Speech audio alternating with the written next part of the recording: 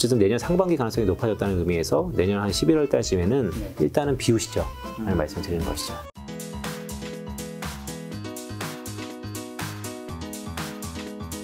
알겠습니다. 지금까지 이제 빈센티 위원님께서 말씀해 주신 것 바탕으로 제가 질문 몇 가지 좀 드리면 네. 지금 마이너스 뭐 한 19% 정도라면 이게 굉장히 많이 떨어졌지만 경기 침체 때가 와야지 한 30%까지 떨어지는데 이거는 우리 심리적인 것 때문에 더 많이 떨어진 거기 때문에 지금은 좀 약간 담아도 되는 뭐 그런 의미로 받아들이면 되는 걸까요? 그렇죠. 그리고 이제 저는 제가 보는 이 경기 시계가 사실 경기 침체가 안 왔으면 좋겠어요. 그렇죠. 왜냐하면 또 뭐 이상적인 과열 뭐 이런 얘기도 있는데 근데 저는 지금의 인플레이션과 미국의 소비 경기의 둔화 가능성, 심리들 이런 것들 놓고 봤을 때 경기 침체가 얕게는 올 것 같다. 근데 그게 내년 초반에 올 것 같다. 그러면 말씀 주셨던 것처럼 이게 반영하는 시기가 있을 겁니다.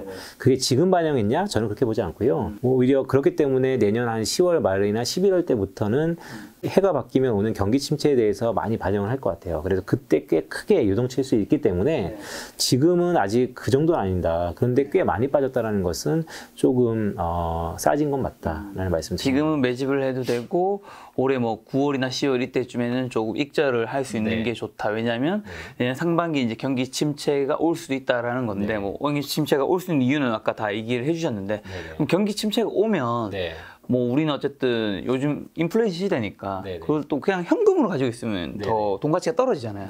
경기 침체가 온다면 그때 뭐 12월이든 1월에 이때쯤에 우리 뭘로 좀 대비를 해야 되나? 그냥 현금 가지고 있어야 되나요? 그렇죠. 주식 다 빼고?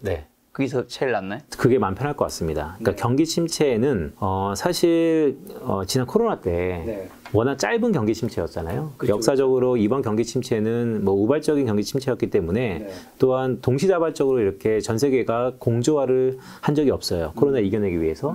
어마어마한 살포형의 유동성 그리고 어마어마한 재정적인 투여 이런 것들이 다시 한번 나타날 수 있을까에 대해서는 이제는 경기 침체는 국지적으로 시차를 갖고 나타날 수 있기 때문에 생각보다 경기 침체에서 위험 자산은 사실은 다 철수하는 게 맞죠. 그래서 저는 경기 침체가 온다라고 보는 사람 중에 하나이기 때문에 일단은 언제 오는지는 저도 뭐 틀릴 수 있죠. 그걸 누가 맞추겠습니까? 하지만 제가 보는 시기에서 보면 어쨌든 내년 상반기 가능성이 높아졌다는 의미에서 내년 한 11월 달쯤에는 일단은 비우시죠. 라는 말씀 드리는 것이죠. 그럼 만약 경기 침체가 오면 어쨌든 그때 뭐 전반적으로 떨어지겠지만 더 많이 떨어지는 것들이 있을 수 있잖아요. 그렇죠, 그때 아무래도 또 다르게 얘기하면 싸게 그걸 저축할 수 있는 기회도 될 텐데 어디에서 크게 많이 더 떨어질 수 있을까요? 이런 거예요. 그러니까 경기 침체가 온다 했을 때 섹터마다 물론 다 떨어져요 대부분. 그렇죠. 근데 이제 경기 침체 그렇죠.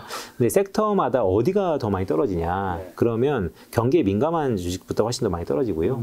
그런 의미에서 보면 그렇다면 우리가 살 때 그럼 그런 주식부터 사면 되냐? 물론 많이 떨어지는 시차대로 사면 돼요. 근데 저는 좀 더 편하게 말씀드리는 게 그때는 밸류에이션이 다 싸졌기 때문에 오히려 더 성장성이 있는 것을 그때 좀 바라보자 라는 말씀을 드려요. 그때 테크니컬리 산업군을 뭐 테마 형식으로 들어가는 것보다는 다 싸진 상태에서 지금은 비싸서 손이 잘 안 나가는 것들 예를 들어 저는 뭐 기판 이런 것도 되게 좋게 보는데요. 기판이 지금 뭐 좀 둔화폭이 크죠. 근데 더 떨어져 지금 기판에 솔직히 손이 잘 안 나가는 것은 조금 비싸졌다라는 얘기가 있고 또 어닝이 생각보다 고평가되어 있다라는 얘기가 있기 때문에 다 많이 제로섬이 됐을 때는 저는 뭐 그런 성장 산업부터 더 받아갈 거다라는 생각을 갖고 있습니다. 아까 전에 삼성전자 얘기해 주셨는데 그러면 반도체 섹터의 삼성전자, SK하이닉스, 삼성전자 지금 오늘 63,800원, SK하이닉스 103,500원 둘 다 한 2% 정도 빠졌는데 얘네는 지금 어떻게 좀 접근해야 될까요? 물론 뭐 더 빠질 수는 있습니다. 근데 우리가 10만 전자를 생각했던 거 보면 지금은 격세지감이죠. 그렇죠. 물론 어닝은 잘 나오고 있는데 기대치에 못 미친다라는 게 형의 컨센서스고 더구나 향후 사업성이 좀 불투명해졌어요. 그리고 공급적인 교란도 있고 하지만 제가 봤을 때는 이건 제가 보는 시각이죠. 미국의 밸류체인 변화, 미국 주도의 파운더리의 노크 이런 것에 분명히 전 세계 파운더리의 두 번째의 지위를 갖고 있는 한국의 삼성전자가 수혜를 볼 거다. 라는 의미에서 보면 글쎄요 뭐 본인이 보시는 타이밍에 들어가시면 될 것 같아요. 저는 이제 삼성전자의 반도체에 긍정적인 시각을 갖고 있는 사람으로서 경기 침체가 당장 아니라는 의미에서 보면 뭐 많이 싸진 거 맞다. 그리고 아까 국제유가가 하반기에도 더 오를 것처럼 얘기해 주셨잖아요. 지금 서부 텍사스 같은 경우는 한 121달러 정도던데 고공행진 계속 이어가고 있는데 이게 앞으로 더 올라갈 확률이 있으면 고유가가 더 위로 치솟을 수 있다는 얘기인데 이럴 때는 좀 어디에 어떻게 투자하면 좋을까요? 일단 이견이 분분해요. 하나는 IEA 같은 전망에서, 그러니까 경제 전망을 하는, 에너지 가격을 전망하는 데에서 국제유가를 이렇게 높아질 거다라고 보고 있고, 근데 일각에서는 제가 생각한 것처럼 경기 침체가 오면 수요가 확 꺾이는 거예요. 그러면 생각보다 내림폭이 커질 겁니다. 자, 이거는 이제 양분과 선택의 문제입니다. 그렇기 때문에 저는 계속해서 뭐 몇 년, 5년, 4년 오를 것 같진 않아요. 결국 어느 정도 수준에서는 턴어라운드 할 텐데, 자, 그러면 이런 유가와 인플레이션 시대에 경기 침체 바로 직전까지는 인플레이션이 오른다고 그랬잖아요. 국제유가가 오른다고 했잖아요. 그러면 물론 정제 마진의 이슈도 있지만 에너지주를 사야죠. 라는 생각 갖고 있습니다. 그리고 또 다른 측면에서 환율이 있잖아요. 네. 아까 전에 환율도 쉽사리 안 떨어질 것 같다 네. 말씀해 주신데 사실 환율이 1500 밑으로 좀 떨어져야지 네. 외국인 매수세도 좀 들어올 수 있을 텐데 네. 그러면 지금 이렇게 환율이 조금 더 위로 올라갈 확률이 있는 상황에서는 네. 외국인 매수세가 그럼 전혀 좀 안 들어올까요? 외국인이 한국 주식을 뭐 버렸나 이런 생각이 들 정도로 노크를 안 한 건 꽤 오래됐어요. 그쵸. 근데 저는 이제 매크로적으로 해석을 하는 거죠. 이 환율에 대한 그 변화가 외국인의 포트폴리오 투자에서는 상당 부분 영향을 미치기 때문에 환율의 영향과 방향이 좀 중요한데요. 달러 환율이 1,200원 선이 이제는 뉴 노멀이 된다라고 한다면 그게 컨센서스로 자리가 잡힌다면 외국인들이 1200 초반대에도 녹화할 수 있다. 그런데 이게 1300원, 1400원, 1500으로 올라가는 수준에서는 만약 그럴 가능성이 있다라고 한다면 외국인이 한국 주식을 굳이 할 가능성이 좀 적다라고 보는 것이죠. 자, 요즘 리오프닝 쪽에 이제 항공, 호텔, 레저, 여행 이쪽 지금 어떻게 보시나요? 리오프닝 테마인 것이죠. 네, 리오프닝으로 인해서 반짝했다가 또 이번 주에 들어서 다 녹아내렸어요. 뭐 여러 가지 이유가 있죠. 결국에는 이 리오프닝이 과거 코로나를 겪으면서 많이 구조조정이 됐습니다. 그런데도 불구하고 뭐 증자에 대한 이슈부터 시작해서 요철과는 뭐 계속해서 산재돼 있어요. 그런데 우리 실생활에서 한번 보시죠. 결국 실생활에서의 작은 변화가 기업의 행동과 어닝을 바꾸고 그게 프락시로 주가에 반영되는 측면에서 보면 이젠 나가잖아요. 그렇죠. 제도를 넘어서 이제 해외로 나가기 시작하기 때문에 저는 리오프닝의 지금의 부침은 있지만 저는 여전히 포트에서 리오프닝을 갖고 있는 사람 중에 하나입니다. 이 중에서도 어느 쪽을 좀 더 좋게 보시는 건가요? 네, 저는 여행 쪽이죠. 네, 항공, 여행. 네. 항공, 여행. 자, 그럼 건설은요? 건설이요. 건설은 지금 부동산 분위기가 안 좋은데. 네, 부동산 분위기 안 좋고 사실 건설이 국내 건설업체는 이제 플랜트 사업을 많이 해서 또 해외 경기하고도 많이 연동이 돼요. 근데 이제 간단히 국내로만 말씀드리면 이제 매물대가 없잖아요. 심리가 약간 프레이즈 얼었습니다. 더구나 최근에 금리 인상에 대한 우려, 더 나아가서 경기 침체에 대한 우려 이런 것들 때문에 근데 더 나아가서 또 건설은 건자재 가격이 높이 올라서 이 마진에 대한 또 우려도 있고 그래서 건설은 우리 부동산 가격의 하향 안정화를 예견하면서도 대부분 아래쪽을 보는 것처럼 건설 주가도 상당한 요철 구간에 들어갔다라고 보고 있습니다. 자, 식음료 섹터는요? 아까 전에 식음료 쪽. 네. 그 에그플레이션. 맞습니다. 그러니까 식음료도 이런 거죠. 과연 소비자에 전가할 수 있는. 그러니까 에그플레이션이라는 것은 비용이 높아지는 거잖아요. 이 비용을 소비자한테 전가시킬 수 있는 기업이 어느 것이냐. 물론 전가하다가 수요가 부러지면 도루묵이죠.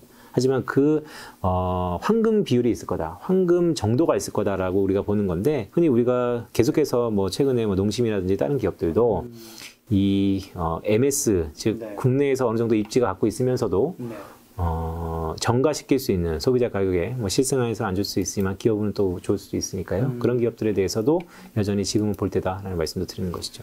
자, 그럼 종잣돈 한 5천만 원 정도 있다면 지금 어디에 어떤 주식에 조금 포트를 배려하면 좋을까요? 네, 일단 5천만 원이라는 돈이 있으면 그 매크로의 가장 컨비션 있는 자신감 있는 콜은 뭐냐면 지금이 살 때냐 아니면 멈출 때냐 아니면 팔 때냐 뭐 이런 건데요. 개인 투자자분들은 시간을 살 수 있다라고 저는 말씀을 드리고 있어요. 그렇죠. 왜냐하면 기관 투자자들은 매월 투자를 해야 되는 부담이 있거든요. 그런 의미에서 보면 개인 투자자분들 입장에서 5천만 원의 종잣돈이 있다면 저 같으면 내년 상반기에 제 예상대로 있을 경기 침체를 대비하면서 이 5천만 원을 유지해도 좋을 것 같아요. 첫 번째 시나리오는. 현금? 네. 두 번째는 그래도 짧은 아마 왜냐면 많이 떨어졌기 때문에 전고점 트라이에 대한 기대감이 있기 때문에 짧게 보자라고 한다면 좋고 싫은 것 떠나서 가격이 오를 확률이 높은 것들이 있잖아요.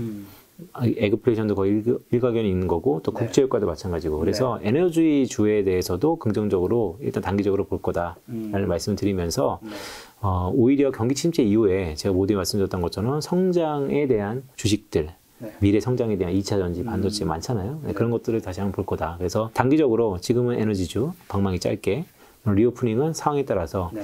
중국의 상황에 따라 좀 보자라는 말씀을 드리고 하지만 더 큰 의미의 스콜은 경기 침체는 뭐 저는 온다고 보는 사람 중에 하나니까 그때를 기다려서 성장주. 네. 야, 이 에너지주는 이제 방망이 짧게 잡으려 했잖아요. 네. 방망이 짧게 잡는 게 이제 번트잖아요. 번트 또 잘못하면 네네. 스트라이크 아웃다. 그렇죠. 네네. 조심하시기 바랍니다. 자, 마지막으로 6월과 7월 뭐 증시 투자 포인트랑 눈여겨봐야 될 변수만 좀 정리해 주신다면. 네, 그 여지없이 분수령입니다. 분수령 때는 외환시장의 변동성이 일 거다라고 말씀을 드렸었고 실제 최근에 뭐 한 달 정도를 보면 우리 달러 환율이 1,300원 극점까지 갔다가 또 변동성이 매우 크잖아요. 그만큼 단기 자금들의 움직임도 많고 근데 빅 스텝 이즈 뉴 노멀이라는 말씀 드렸었잖아요. 이제는 연준뿐만 아니고 주요 국가들의 중앙은행들의 긴축 속도가 높아졌습니다. 그만큼 인플레이션에 대한 초미의 관심사가 있고요. 근데 좀 더 미래를 보시죠. 왜냐하면 매크로가 그런 것이니까 인플레이션의 지표의 수준 발표보다는 그것을 드라이브할 수 있는 국제 효과라든지 아니면 에그플레이션 아니면 기대 인플레이션을 좀 더 보면서 지금의 이 인플레이션 시대의 흐름, 온도를 좀 보자라는 말씀도 드립니다. 하지만 6월, 7월은 좀 싸진 건 사실이다 라는 말씀을 드리면서 싸졌다는 것은 물리더라도 좀 편하게 할 수 있다는 말씀도 감히 좀 드립니다. 자, 오늘 위원님과 이제 6월 FOMC 이제 프리뷰를 했는데 오늘 내용을 바탕으로 다음 주 또 FOMC 여러분들이 그 발표를 듣는다면 훨씬 더 공부가 잘 되지 않을까라는 생각이 들었습니다. 오늘만의 손님은 드물머리 비세트 위원님이었습니다. 지금까지 여러분 소중한 시간 함께 해주셔서 정말 감사합니다. 오늘도 김 작가였습니다. 고생 많으셨습니다. 고맙습니다.